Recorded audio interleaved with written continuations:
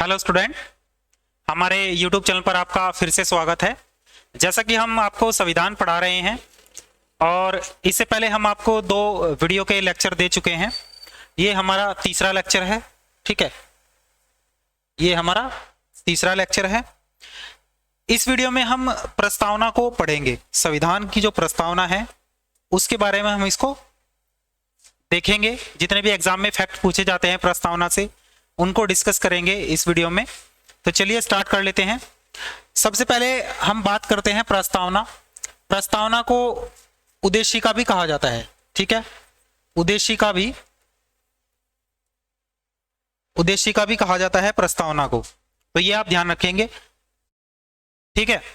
इसके बाद बात करूं, अगर हम प्रस्तावना को कैसे समझे कि प्रस्तावना है क्या आखिर, तो प्रस्तावना को समझने के लिए जो स्टूडेंट नए हैं उनके लिए मैं बता दूं, जैसे आप मैथ पढ़ते हैं, ठीक है, तो मैथ को जब आप पहले ही पेज को ओपन करेंगे तो वहां पर आपको कुछ नोट्स लिखा हुआ दिखाई देगा जो लेखक ने लिखा है।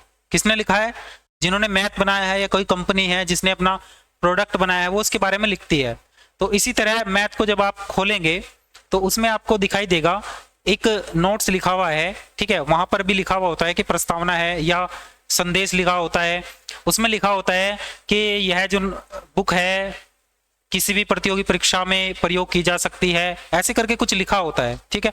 तो इसी तरह संविधान को जब आप खोलेंगे तो आपको ये नोट्स दिखाई देगा। सबसे पहले इसे हम बोलते हैं प्रस्तावना, ठीक है। आपकी समझ में आ गया होगा कि प्रस्तावना किसे कहते हैं।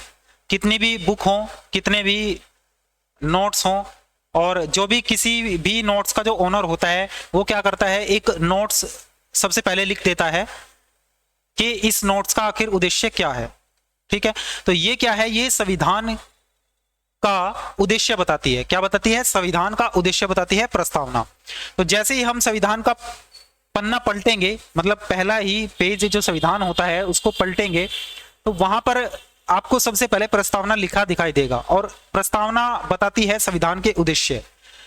यहां से एग्जाम में बार बार क्वेश्चन पूछता है एग्जामिनर, ठीक है, तो क्या क्या बनते हैं उनको हम देखते हैं।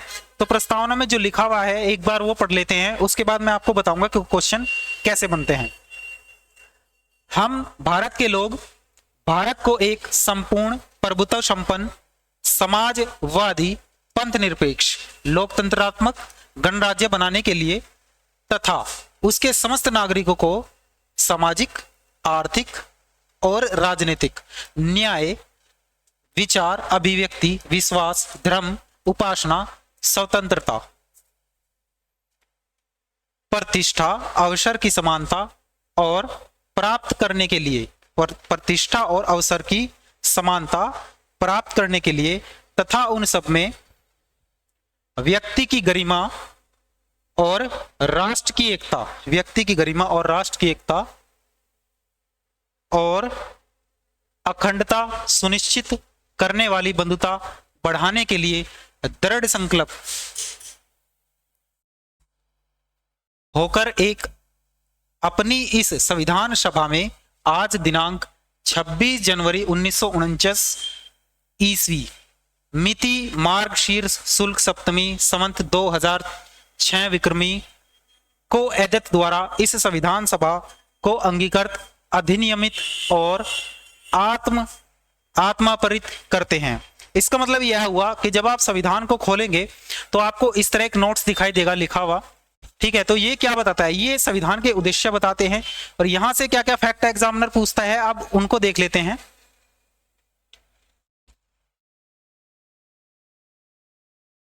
एक बार एग्जाम दिया था मैंने, तो उसमें क्वेश्चन आया था कि जो प्रस्तावना लिखी है कितनी लाइनों में लिखी है, ठीक है, कितनी लाइनों में लिखी है, ये क्वेश्चन एग्जाम में आया था।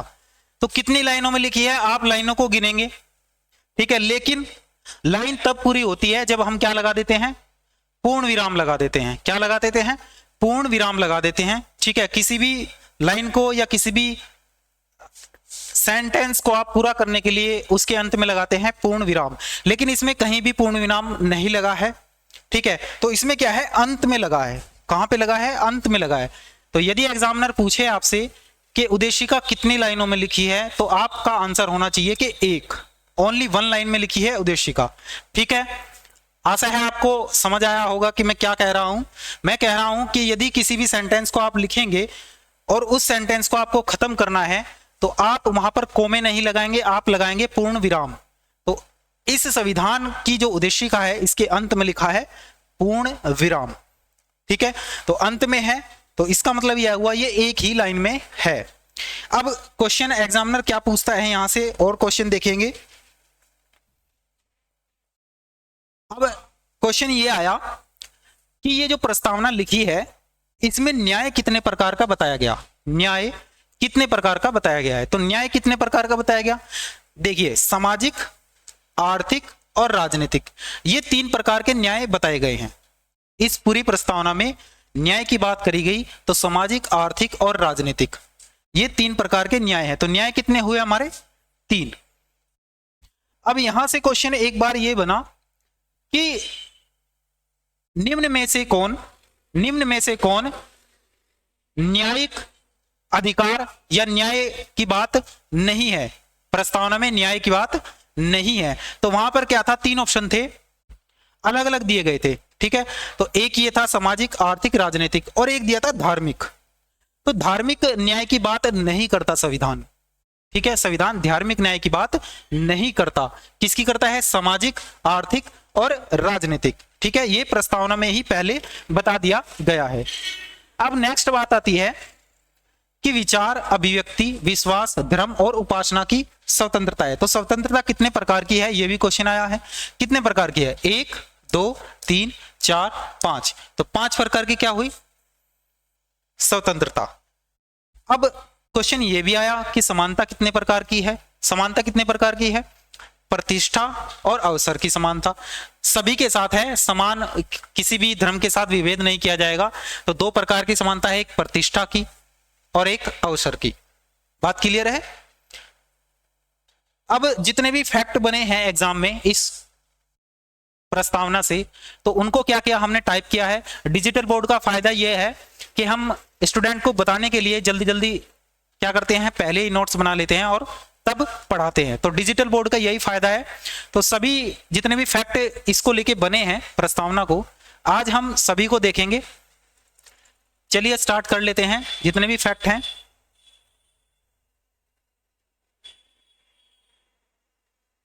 देखिए क्या है। सबसे पहले बात करें भारतीय संविधान की जो उद्देशिका है कहां से ली गई, ये क्वेश्चन एग्जाम में पूछा गया है।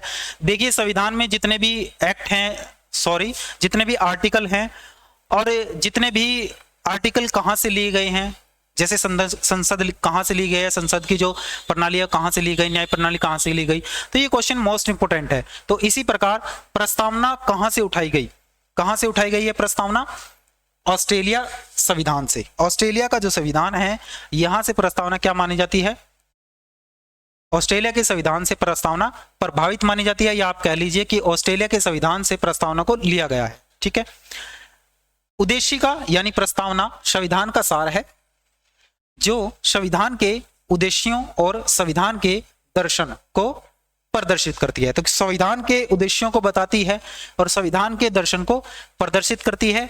क्या प्रदर्शित करती है, उद्देशिका। क्वेश्चन यदि एग्जाम में आए कि निम्न में से कौन संविधान के उद्देश्य को बताता है, तो उसमें प्रस्तावना होगा, आर्टिकल होंगे कुछ।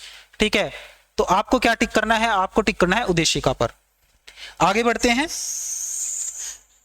13 दिसंबर 1946 मैंने आपको संविधान सभा पढ़ा दिया है, तो 13 दिसंबर 1946 आपको डेट पता होगी, तीसरी बैठक थी।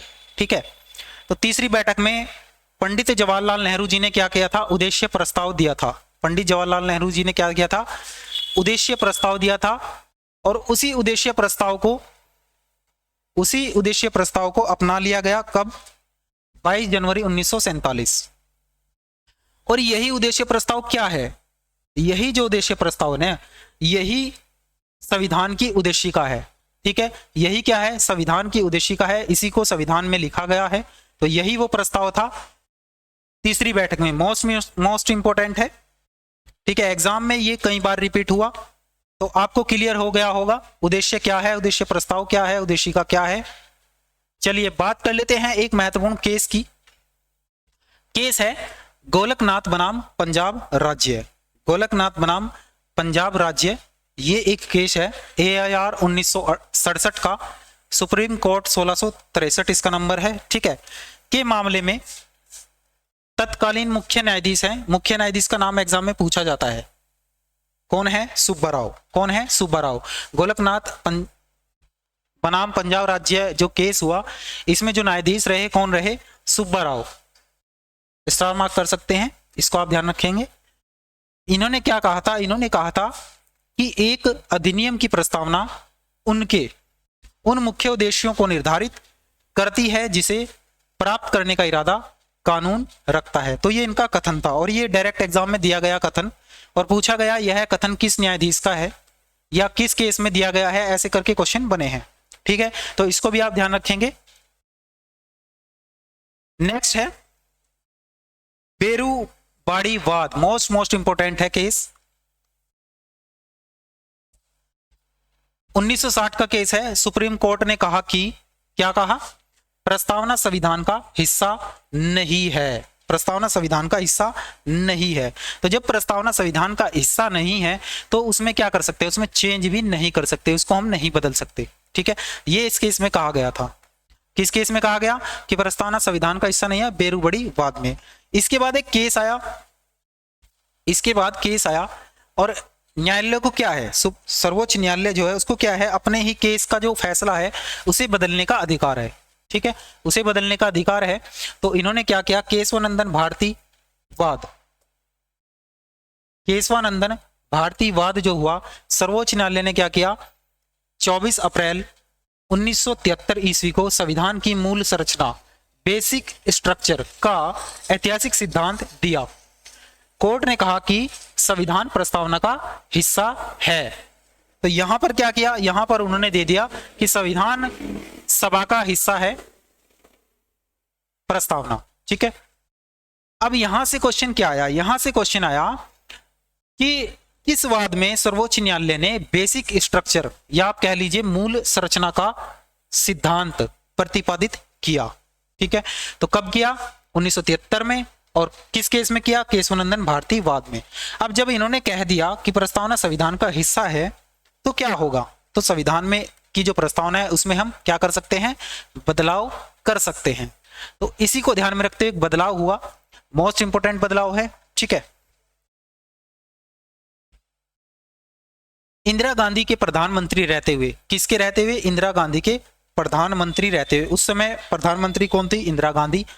सन 1976 में 42वां संविधान संशोधन किया गया। अब यहां से क्वेश्चन बन सकता है कि उस समय प्रधानमंत्री कौन रहे जब 42वां संविधान संशोधन हुआ, ठीक है। सन क्या रहा? 1976। और 1976 में कौन सा संशोधन हुआ? 42वां संविधान संशोधन। संशोधन को भी हम समझेंगे जब लास्ट में हम पढ़ेंगे 368, ठीक है। तो सभी संशोधन हम उसमें पढ़ेंगे। फिलहाल आप समझिए कि 42वां संविधान संशोधन किया गया, यानी कि संविधान में कुछ बदलाव किए गए। और कौन सा संशोधन था ये? 42वां, ठीक है, जिसमें 3 नए शब्द समाजवादी, पंथ निरपेक्ष और अखंडता को जोड़ा गया। स्वर्ण सिंह कमेटी की सिफारिश के आधार पर 10 मौलिक कर्तव्य को शामिल किया गया। अब यहां पर देखिए 42वां संविधान संशोधन को मिनी कॉन्स्टिट्यूशन भी कहा जाता है, क्योंकि यहां से बहुत सारे क्या हुए थे? बदलाव हुए थे। लेकिन हम फिलहाल प्रस्तावना पढ़ रहे हैं तो प्रस्तावना की बात है तो इतना समझिए, बाकी जो भी 42वें संविधान संशोधन से बदलाव हुए उनको हम तब पढ़ेंगे जब हम सभी संशोधन को देखेंगे, ठीक है। फिलहाल यहां पर क्या हुआ? 3 वर्ड प्रस्तावना में जोड़े गए, एक तो समाजवादी, एक पंथ निरपेक्ष, एक अखंडता। अब यहां से क्वेश्चन एग्जाम में पूछा गया कि निम्न में से कौन निम्न में से कौन संविधान संशोधन में परिवर्तित नहीं किए गए, ठीक है। तो यहां पर तीनों तो ये दिए गए थे और एक दे दिया गया था जो पहले से ही था, ठीक है। तो उसको सिलेक्ट करना था क्योंकि वो बदला नहीं गया था। इन तीनों को बदला गया है, बदला नहीं गया, जोड़े गए हैं, ठीक है। ये तीनों और जोड़े गए हैं। अब यहां से पंथ निरपेक्ष जो वर्ड है, ठीक है, ये पंथ निरपेक्ष जो है क्या कहता है? पंथ निरपेक्ष कहता है कि राज्य का जो धर्म है वो कोई धर्म नहीं है, सभी धर्म समान है, सभी को अपने धर्म की क्या करनी है, सभी को अपने धर्म को मानने के लिए वो स्वतंत्र है। ठीक है, लेकिन यहां पर एग्जामिनर ने पूछा क्या प्रस्तावना में धर्म निरपेक्ष, ठीक है, धर्म निरपेक्ष, क्या प्रस्तावना में धर्म निरपेक्ष वर्ड दिया गया है? केवल प्रस्तावना की बात हो रही है, पूरे संविधान की बात नहीं हो रही, ये आप ध्यान रखिएगा। ठीक है, तो क्या प्रस्तावना में कहीं भी धर्म निरपेक्ष की बात हुई? कहीं भी नहीं हुई। ठीक है, कहीं भी नहीं हुई है। धर्म निरपेक्ष के स्थान पर क्या यूज किया गया? पंथ निरपेक्ष। ठीक है, मोस्ट इंपोर्टेंट है, आप ध्यान रखेंगे ये फैक्ट। कमेटी कौन सी थी? स्वर्ण सिंह कमेटी, और इसके अनुसार क्या जोड़े गए? 10 मौलिक कर्तव्य भी जोड़े गए थे। 42वें संविधान संशोधन को मिनी कॉन्स्टिट्यूशन कहा जाता है, ये मैंने आपको बता दिया। प्रस्तावना में लिखित कुछ शब्दों के अर्थ, अभी मैंने आपको जब ऊपर प्रस्तावना दिखाई तो मैंने आपको बताया कि न्याय कितने प्रकार के हैं, ठीक है, स्वतंत्रता कितने प्रकार की है, लेकिन जो उसमें वर्ड लिखे हैं उनका भी कुछ मतलब है। यहां से भी एग्जामिनर ने क्या किया है? क्वेश्चन पूछे हैं। जैसे हमने पढ़ा था ऊपर, हम भारत के लोग, जब हम प्रस्तावना, मैंने आपको इसीलिए पढ़ के बताई, जब हमने पढ़ा कि वहां लिखा है हम भारत के लोग, इसका क्या मतलब है? इसका मतलब है कि संविधान का जो निर्माण हुआ किसके द्वारा किया गया? भारत की जनता के द्वारा किया गया है। ठीक है, यदि एग्जाम में क्वेश्चन आ जाए कि संविधान का निर्माण किनके द्वारा किया गया, और उसमें संविधान सभा भी हो ऑप्शन में और जनता भी हो, ठीक है, तब आप किसको टिक करेंगे? बताइए। तब आप टिक करेंगे जनता को। यदि जनता नहीं है उसमें ऑप्शन, तब तो संविधान सभा हो गया। तो जनता के द्वारा क्या किया गया? संविधान का निर्माण किया गया है। बात क्लियर है? संविधान का निर्माण जनता के द्वारा किया गया। और समाजवाद, एक वर्ड इसमें अभी मैंने आपको बताया ऊपर भी, समाजवाद वर्ड जो है इसका क्या अर्थ है? इसका अर्थ है सामाजिक न्याय। ठीक है, 3 प्रकार के न्याय थे, और ये जब जोड़ा गया समाजवाद, इसका अर्थ था सामाजिक न्याय। बात क्लियर है? नेक्स्ट है संपूर्ण प्रभुता संपन्न। संपूर्ण प्रभुता संपन्न, हमारा देश क्या है? संपूर्ण प्रभुता संपन्न है। किसी भी देश का हमारे देश पर राज नहीं है, कोई नेतृत्व नहीं करता हमारे देश का। हमारे देश की अपनी संसद है, हमारे देश के अपने क्या है? राजनीतिक दल हैं जो शासन करते हैं देश पर। और शासन किसका होता है? जनता का। जनता का क्यों शासन होता है? क्योंकि हमारे यहाँ चुनाव होते हैं, यहाँ पर उत्तराधिकारी नहीं बैठते राजाओं की तरह, उनके पुत्र नहीं बैठते। ठीक है, तो संपूर्ण प्रभुत्व संपन्न का मतलब यह हुआ कि भारत आंतरिक, यानी अंदर के जितने भी कार्य हैं, कानून है, जितने भी जो भी कुछ है, जो भी कुछ एक्टिविटी है, ठीक है, जो भारत के अंदरूनी है उस पर और बाहरी रूप पर, यानी कि मान लीजिए आप किसी भी देश के साथ हमें संधि करनी है या नहीं करनी है, व्यापार करना है नहीं करना है, उसमें स्वतंत्र है कौन? उसमें स्वतंत्र है भारत। भारत स्वयं संपूर्ण प्रभुत्व संपन्न है। ठीक है, बात क्लियर हुई? आगे बढ़ते हैं।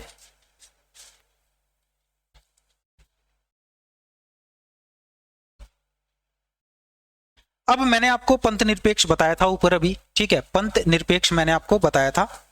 इसका क्या मतलब है? इसका मतलब वैसे मैंने आपको बता दिया, फिर भी इसको पढ़ते हैं। इसको इंग्लिश में कहते हैं सेलुलर। ठीक है, राज्य की दृष्टि में सभी धर्म समान है। राज्य की दृष्टि में सभी धर्म समान है, यानी राज्य क्या करता है? किसी भी धर्म के साथ गलत व्यवहार नहीं करेगा, वो सभी धर्मों का आदर करेगा और सभी धर्म उसकी नजर में समान है।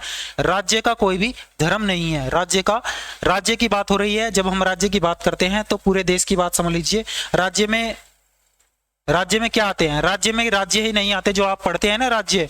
तो राज्य में हम एक जो संस्था होती है जिसके क्षेत्रफल में कुछ आ जाता है ना, तो उसको भी हम राज्य कहते हैं। ठीक है, यदि आप लॉ के स्टूडेंट हैं तो आपको पता होगा, फिर भी मैं आपको बता दूं कि राज्य के अंडर में यदि हम कानून के तौर पर बात करें तो राज्य के अंडर में जैसे नगर पंचायत, नगर पालिका, ये भी आ जाते हैं। जैसे यूनिवर्सिटी हुई, विश्वविद्यालय हुई, ये भी राज्य के अंदर में आ जाते, क्योंकि उनका एक अधिकार क्षेत्र है अपने अंदर।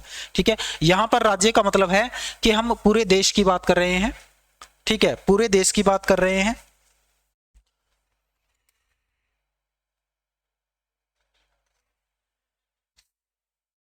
आगे देखते हैं। और धर्म, पंथ एवं उपासना की रीति के आधार पर राज्य किसी भी व्यक्ति के साथ भेदभाव नहीं करेगा। तो राज्य किसी भी व्यक्ति के साथ भेदभाव नहीं करेगा।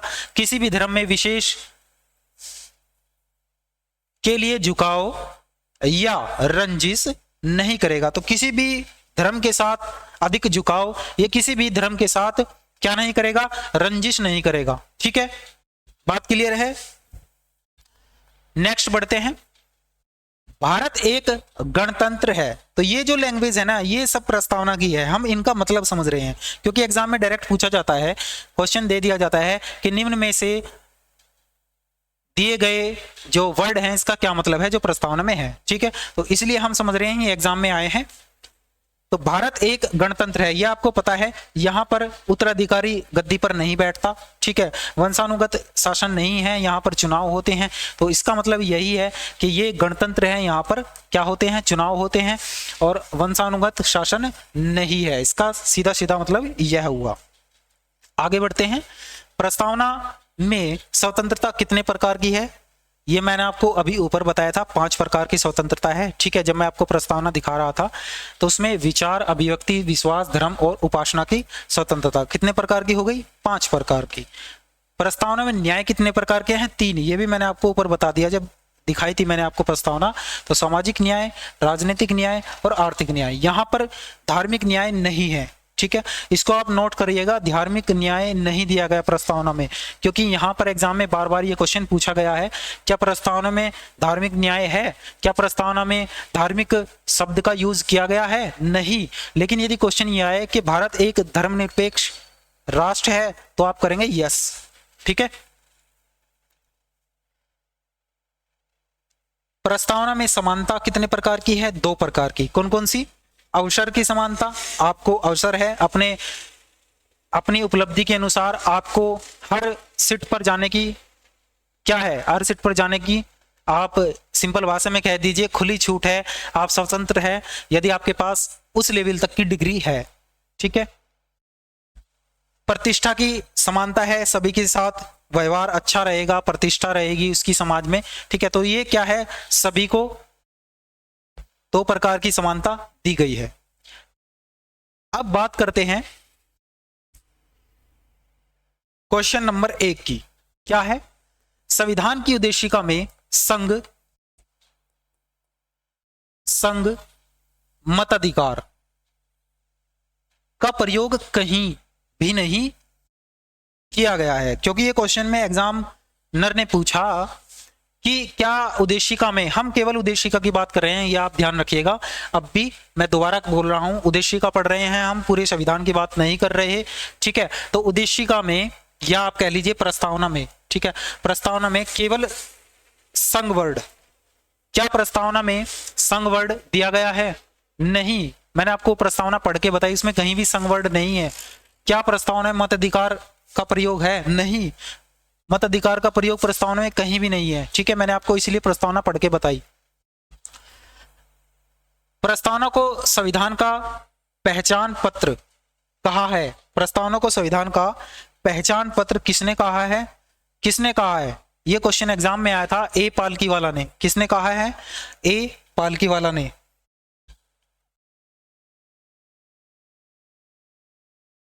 नेक्स्ट है हमारा भारतीय संविधान की आत्मा, भारतीय संविधान की आत्मा, संविधान की कुंजी किसे कहा जाता है, किसे कहा जाता है, प्रस्तावना को। ठीक है, यहां पे एक आर्टिकल है, आर्टिकल 32, आर्टिकल 32। जब हम आर्टिकल पढ़ेंगे यानी कि अनुच्छेद पढ़ेंगे तब इस आर्टिकल को भी हम देखेंगे, वहां भी मैं आपको बताऊंगा।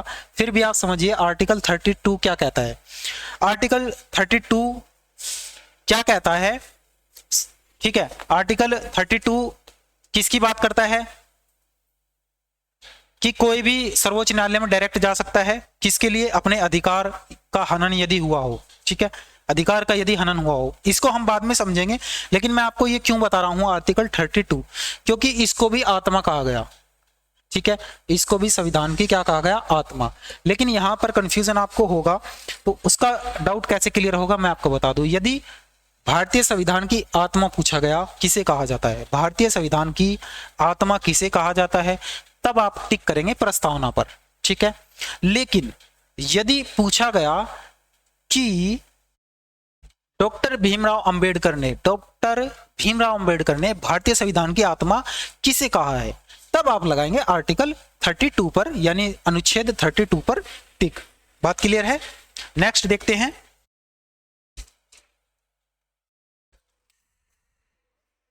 नेक्स्ट है, संविधान निर्माताओं ने किस पर विशेष ध्यान दिया है? किस पर विशेष ध्यान दिया है? प्रस्तावना पर। किस पर विशेष ध्यान दिया है? प्रस्तावना पर।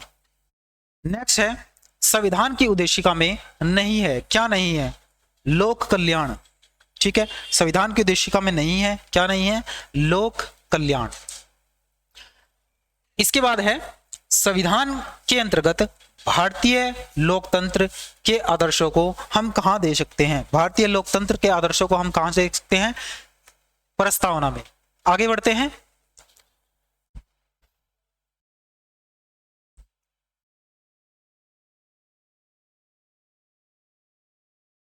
नेक्स्ट है हमारा 7वां क्वेश्चन है। देखिए ये जो क्वेश्चन है ना, ये डायरेक्ट एग्जाम में पूछे गए हैं, इसलिए मैं इनको ऐसे ही टाइप करवा के लाया हूं। भारतीय संविधान की संप्रभुता, एकता तथा अखंडता को बनाए रखने तथा उसकी रक्षा करने का प्रावधान किसमें किया गया है? तो यह भी कहां किया गया? प्रस्तावना में किया गया है। प्रस्तावना का वह प्रावधान जो सभी वयस्क नागरिकों को मतदान का अधिकार प्रदान करता है, कहलाता है, क्या कहलाता है? प्रजातंत्र। मतदान का जो अधिकार है वो क्या कहलाता है? प्रजातंत्र कहलाता है। अब तक भारत के संविधान की उद्देशिका, उद्देशिका मतलब प्रस्तावना, प्रस्तावना मतलब प्रिम्बल, ठीक है, इंग्लिश में बोलते हैं, में कितनी बार संशोधन किया जा चुका है? तो एक बार संशोधन हुआ है, मैंने आपको बताया 3 वर्ड उसमें जोड़े गए हैं। ठीक है,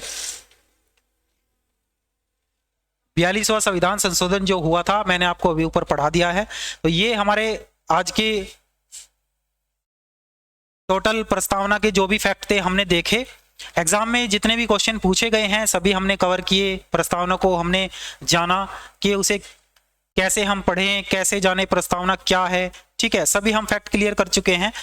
और आपको क्या करना है, यदि आप किसी भी एग्जाम की तैयारी कर रहे हैं, वो चाहे किसी भी लेवल का एग्जाम हो, आपको यहाँ से बेसिक सीखना है, क्वेश्चन देखने एग्जाम में क्या क्या आते हैं।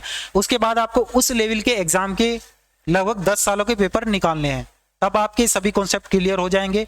और मैं आशा करता हूँ आप अच्छे नंबरों से पास होंगे एग्जाम में। धन्यवाद, मिलते हैं नेक्स्ट वीडियो में इसी के साथ। शुभकामनाएं मेरी आपको।